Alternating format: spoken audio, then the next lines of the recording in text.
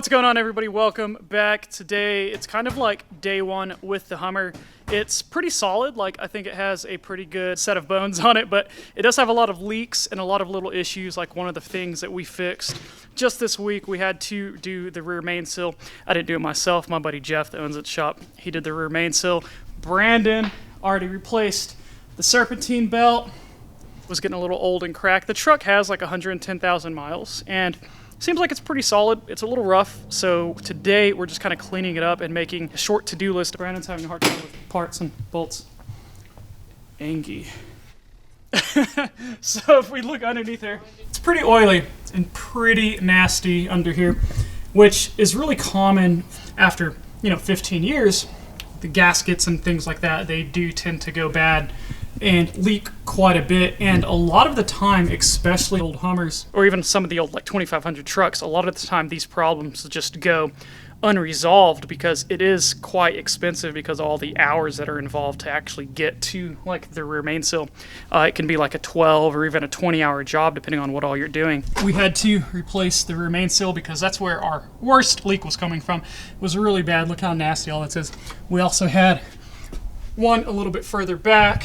So you can see we got quite a bit of oil up there too. But I drove the truck back probably like 1,500 miles or so, and it did really well. It seems pretty solid. It has some play in the steering, has a couple leaks, but that's pretty much everything that's wrong with it.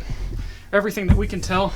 It's also very, very rusty. There's not any rust that's really eaten through anything, mainly just a lot of surface rust. So one of the things we're gonna be doing today, you can see at some point, somebody tried a really half-done job of undercoating.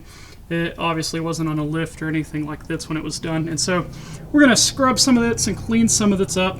Everything is clean and all of the grime and everything is off of the underside of this truck.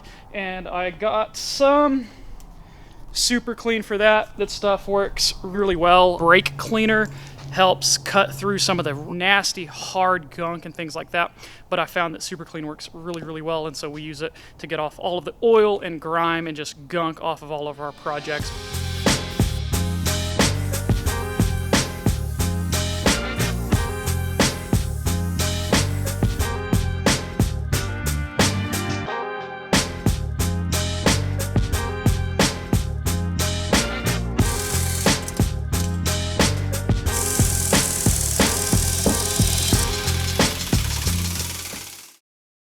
One of the things we're doing today, we're replacing these sway bar end links.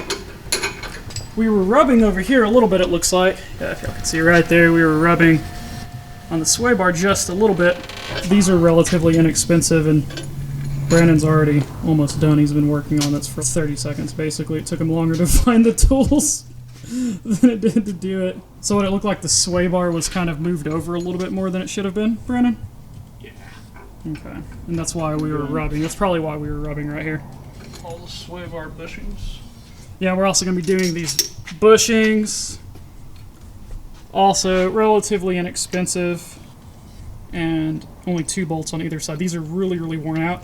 There are a set on the rear as well, but we figured we'd start off with some of these kind of fast and easy things. See if that, fixes our problem of rubbing there.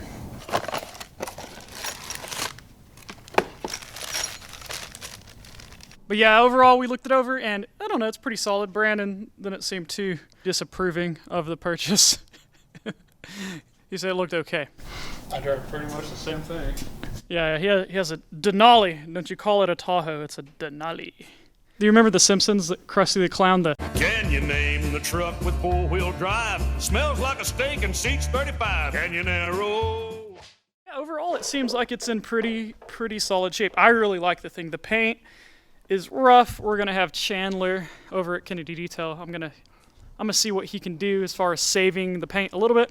There are several areas that we absolutely have to get painted. There's a spot right there on the back that I showed y'all in kind of the reveal video that really needs paint. But overall, it's in about exactly the condition I was expecting it to be in.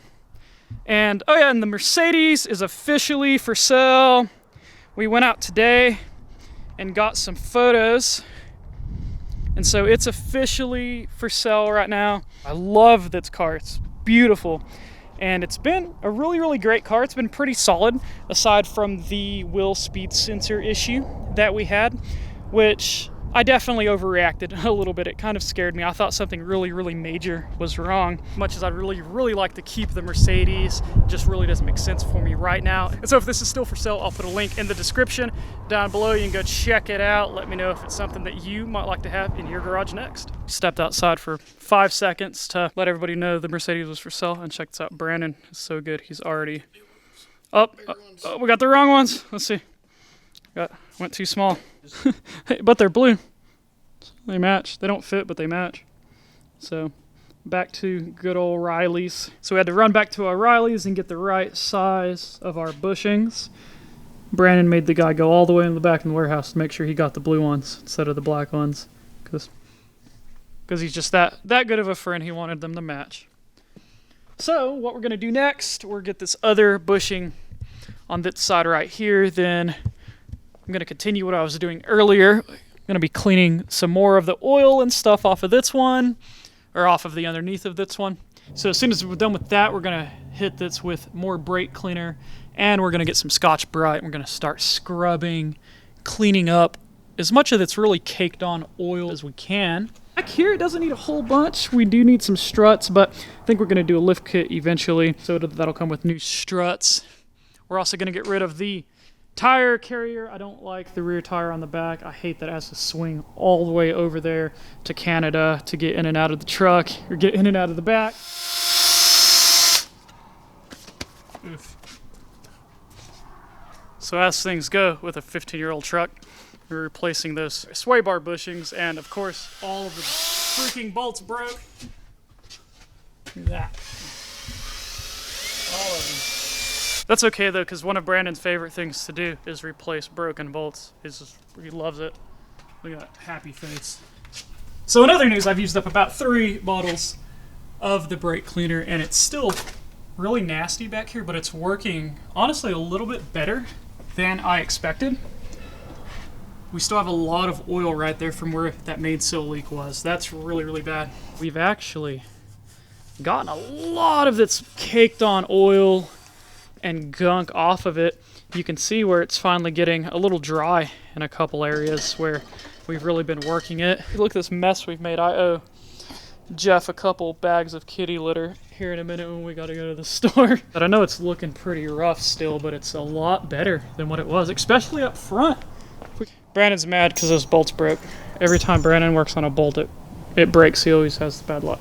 And the tap broke too. The tap broke. Brandon just said the tap broke too.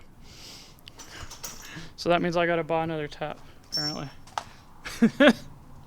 I don't know if I'd rather be cleaning all this nasty oil, or if I'd rather be getting frustrated with this stupid broken bolt. So I think we're gonna have a lot of broken bolts from time to time. It's pretty rusty underneath here.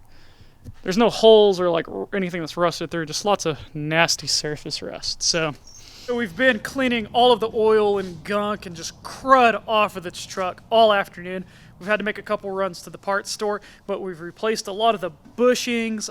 Brandon fixed all of those bolts in the back that broke, and now we're about to a point to where I just need to run through the whole truck where all the oil and stuff was, and Brandon's going to go over the whole truck with the grinder, and he's going to just grind off all of the surface rust and it's been left over from the previous people that tried to seal undercoat the bottom of it.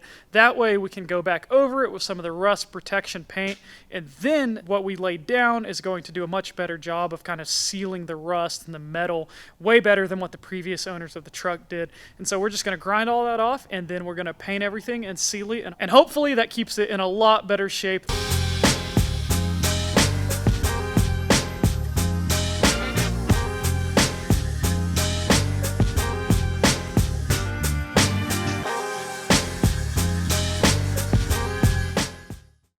So before we could get finished last night, it got really cold after the sun went down, and so we had to call it a break. We also needed to go to the store and pick up a few more things just to get everything finished. We have almost all of the gunk and old rust and old undercoating grinded off and looking good, and so now what I need to do is I'm going to go back over everything, and then we're going to put the undercoating on, and hopefully that seals that's all up, and this project will be a wrap.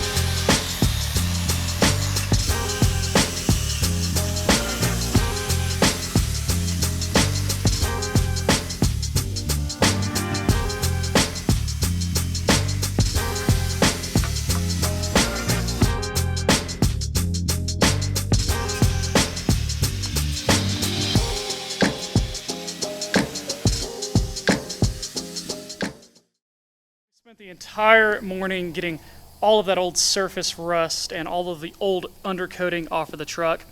Like I said earlier, somebody just sprayed right over everything with zero prep and zero care at all. And so we've just spent the last day and a half kind of cleaning it up, and it's looking so much better. I wasn't concerned about the condition of the frame and things under the truck, but it did look horrible. It looked really bad. But we used that wire wheel, we used a wire brush, we used a whole bunch of brake cleaner, we used a whole bunch of super clean, and we got everything under here. We got all of the grease and grime and oil and everything off of that. We're gonna spray this rust fix underneath everything. We're gonna go over everything that we've just done today. We're gonna get everything covered and sealed. Hopefully, if there's any other rusted areas, this is gonna help seal that and keep it from rusting any further.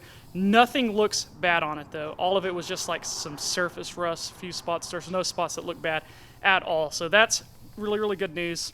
And so yeah, we're just gonna spray this, and then after that, we're gonna use some undercoating, like some bed coating, and go over everything just to have that extra layer of protection and to make it look really nice. This is kind of a fast way of doing this, but like I said in the last video, we're not trying to do like a frame off restoration. We're not gonna make this a show truck.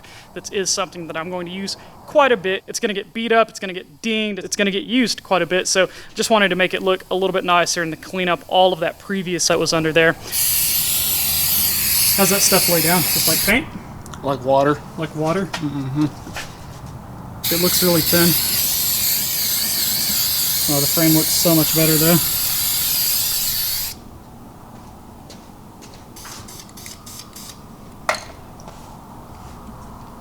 Okay, so all of that is laid down and it's dry, and so we're at the final step of the process. We have some Duplicolor truck bed coating, kind of like a rhino liner or, you know, textured plasti dip.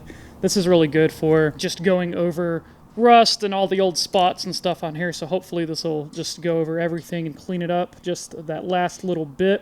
Then we'll finally be done with this project. Like I said earlier, this is kind of the quick way to do it, but it's looking really good, so much better than it was before.